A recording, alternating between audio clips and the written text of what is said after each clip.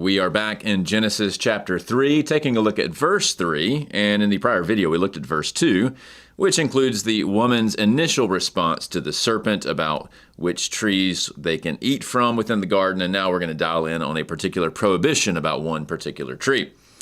Apa de karpu tu Zulu, ha esten in meso tu paradesu, epen ha theos u phageste ap autu, ude me hapseste autu. Hina me apathaneta. We'll begin with this transition here, the apa de. Notice the post-positive de. Now, on the one hand, you could, of course, translate this with but it really is a contrastive advancement of what she's trying to say. She says, well, okay, on the one hand, there's certain trees that we can eat from, but on the other hand, there is one that we can't. And so it is marking a step forward in the narrative. And she's actually going to describe a couple things about this tree before she gets into the specific prohibition. So this is kind of from a discourse perspective sort of setup. So but, apa, and then it's karpu here. That's from karpas. Of course, apa here taking the genitive. That is fruit, as we've seen a few times before. And it's the fruit of the Zulu, that is Zulan, which is tree. But from the fruit of a tree. And then we have a relative pronoun followed by esten. This is the neuter nominative relative pronoun. It is modifying not karpas, which is masculine, it's modifying Zulan because Zulan is neuter. So it's the tree which, and then is there with esten. In meso, that typically can be translated either in the midst of or perhaps in the middle of. And it's in the middle of tu paradesu. This is garden, as we have seen previously. So she's dialing into a tree that's in the middle of the garden. And here's what she says that God says. Epen ha theos, God said, u phageste. Notice it's negated here. Phageste is from estheo. There is a spelling change from estheo with the ste ending there. This is a second plural future middle indicative. So you shall not eat, or you will not eat, from it, referring back to the relative pronoun, which is really referring back to the Zulan here. You shall not eat from that particular tree.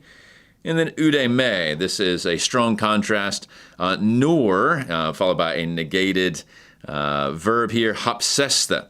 And this is from hapto, and you might know this just from the English use of that root form, like for haptics and so forth. This means for touch, or it means touch. With the ste ending here, and there's a square of stops under the hood where the P has collided with an S to give you a psi. This is a second plural aorist middle subjunctive, actually, because it's you also have a lengthening of the connecting vowel here, and it's subjunctive because of the negated may. Whereas we had a future here with the negator u. So you shall not, or certainly not, touch it, autu. And then she has a sort of warning attached to that. Hina me, so that not, or something like lest. It's idiomatic there. Apathaneta.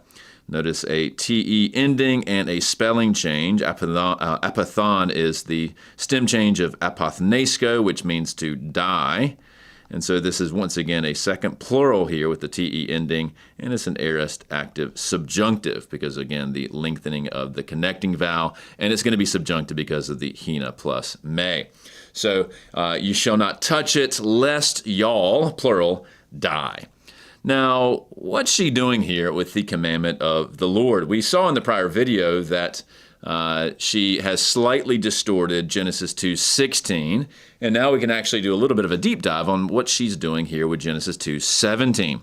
So on the left, we have Genesis 3:3, and then we're hearkening back to the prior chapter. So things start out well. Apa de karpu tu Zulu, that actually matches up really quite nicely.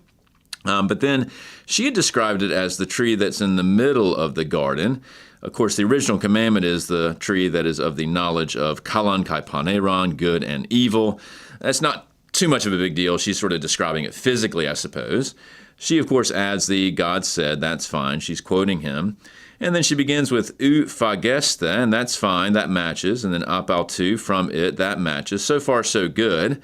This is where it gets kind of interesting. Notice the ude me hapseste autu. You shall not touch it. That is not in the original commandment. She has added to the commandment of the Lord. Of course, that gets at our common human condition. We have a prohibition of the Lord, then often in the way we practice it, we might add little things to it to in some sense, exacerbate our problem, I suppose. Maybe it gets at the inner legalism in the hearts of us all. So she's adding that bit, almost in a sense to distort the commandment. She does, in a sense, pick up on the lest you die from the apothenon here. And so that part's fine. So this addition there of do not touch it, plus a couple other little tweaks here. It's quite interesting that she hasn't quite gotten the full picture of the original commandment from the Lord.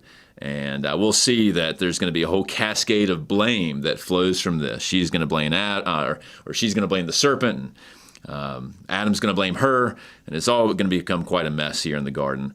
But this is enough for today from Genesis 3:3.